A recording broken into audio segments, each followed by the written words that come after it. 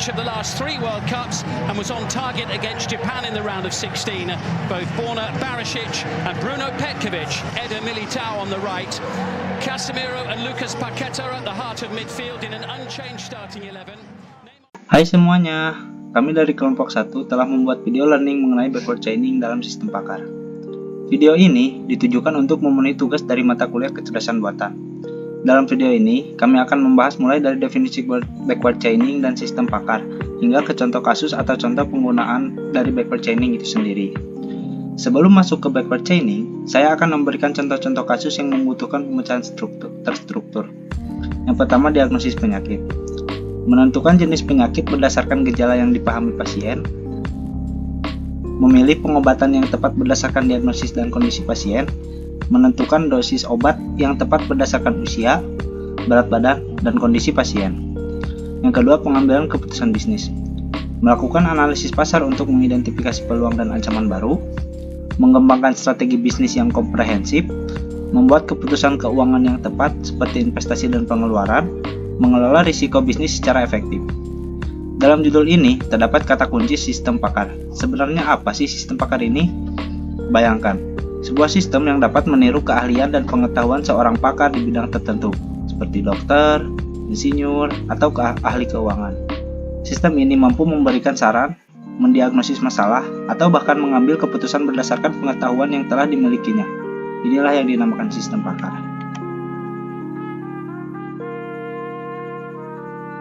Kemudian selanjutnya, apa itu backward chaining? Backward chaining adalah metode penalaran yang bekerja dari tujuan atau goal ke fakta. Artinya, proses dimulai dengan menentukan tujuan yang ingin dicapai. Kemudian, sistem mencari fakta-fakta yang mendukung pencapaian tujuan tersebut.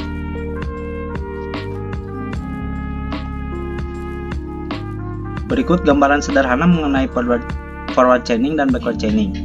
Bisa terlihat bahwa backward chaining adalah menentukan tujuan akhirnya lebih dulu. Ini dinamakan konsep goals driven. Dalam gambar ini, tujuan akhirnya adalah keringkan tangan. Bagaimana cara kerja backward chaining?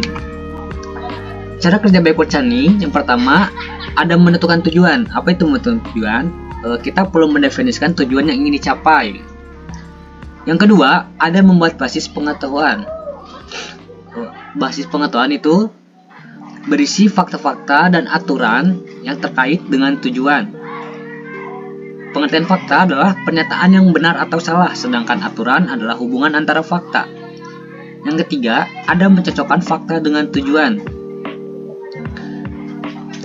Di sini, sistem akan mencari fakta dalam basis pengetahuan yang relevan dengan tujuan. Yang keempat, ada memeriksa aturan. Jika tidak ada fakta yang ditemukan, sistem akan memeriksa aturan yang dapat membantu mencapai tujuan. Yang kelima, ada mengulangi proses. Di sini sistem akan terus mencari fakta dan memeriksa aturan hingga tujuan tercapai, atau tidak ada lagi fakta atau aturan yang dapat digunakan. Dalam gambar ini terdapat sebuah visualisasi dari teknik tree ketika mengimplementasikan backward chaining. Lantas, contoh kasus apa yang cocok digunakan backward chaining? Kami akan menggunakan diagnosis penyakit sebagai contoh kasus dari backward chaining. Bayangkan, sebuah sistem pakar yang dirancang untuk mendiagnosis penyakit. Sistem ini memiliki basis pengetahuan yang berisi gejala-gejala penyakit dan aturan untuk menghubungkan gejala dengan penyakit. Kita akan memasukkan dulu fakta-faktanya, yaitu batuk, demam, hidung tersumbat, dan sakit tenggorokan. Seperti yang sudah dijelaskan dalam gambar sebelumnya, metode backward chaining itu adalah menentukan goals dahulu. Nah, dalam contoh kasus ini, goalsnya yaitu menentukan penyakit yang diderita pasien. Dan di bawah ini terdapat sebuah rules atau premis. Yang pertama itu adalah if batuk dan demam dan hidung tersumbat dan sakit tenggorokan, maka itu flu. If batuk dan demam dan hidung tersumbat, then pilek. If batuk dan demam maka itu pneumonia. If batuk dan sakit tenggorokan, maka itu laringitis. If demam dan sakit tenggorokan dan radang itu adalah radang amandel. If demam dan hidung tersumbat, maka itu adalah sinusitis. Setelah kita menuliskan algoritma yang sebelumnya, kita akan membuat decision tree atau pohon keputusan. Ini adalah pohon keputusan yang dibuat oleh kelompok kami.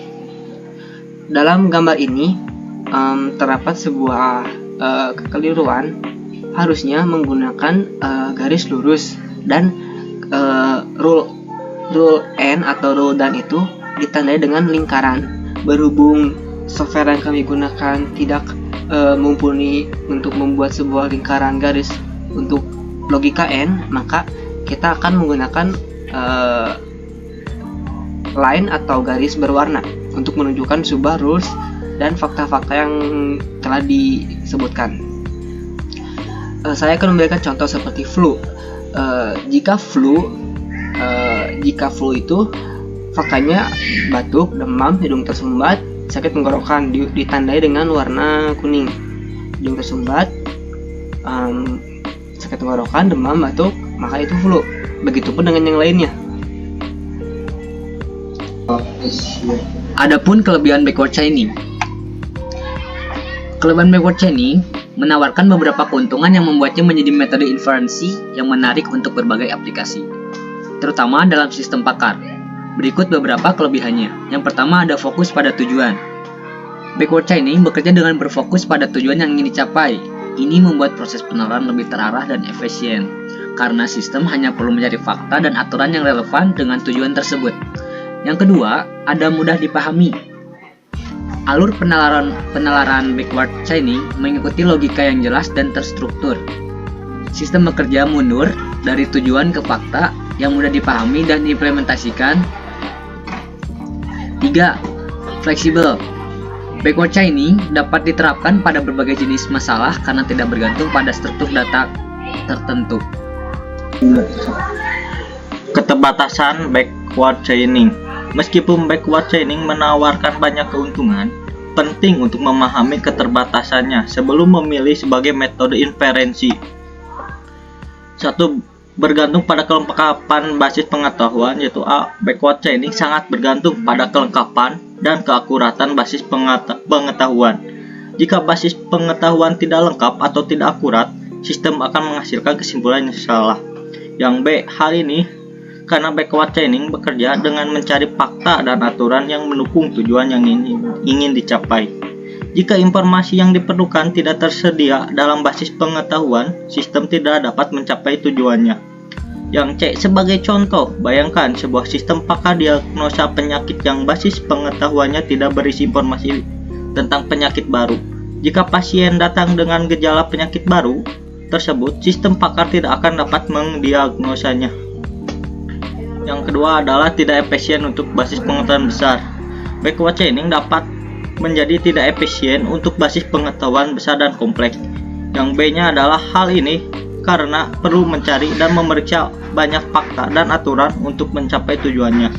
Yang C, proses pencarian ini dapat memakan waktu lama dan membutuhkan sumber daya yang komputasi yang besar.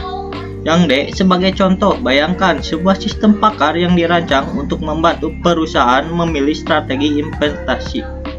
Basis pengetahuan sistem ini mungkin berisi ribuan fakta tentang perusahaan, pasar, keuangan, dan faktor ekonomi lainnya. Yang E, jika seorang pengguna ingin sistem pakar merekomendasikan strategi investasi terbaik untuk mereka, backward chaining mungkin membutuhkan waktu lama untuk memproses semua informasi dan menghasilkan rekomendasi tersebut. Terima kasih sudah menonton. Jangan lupa tinggalkan komentar dan like videonya ya. Oke, sekian video dari kelompok kami. Maaf kalau ada kekurangannya. Maklumlah, masih belajar. Hehe.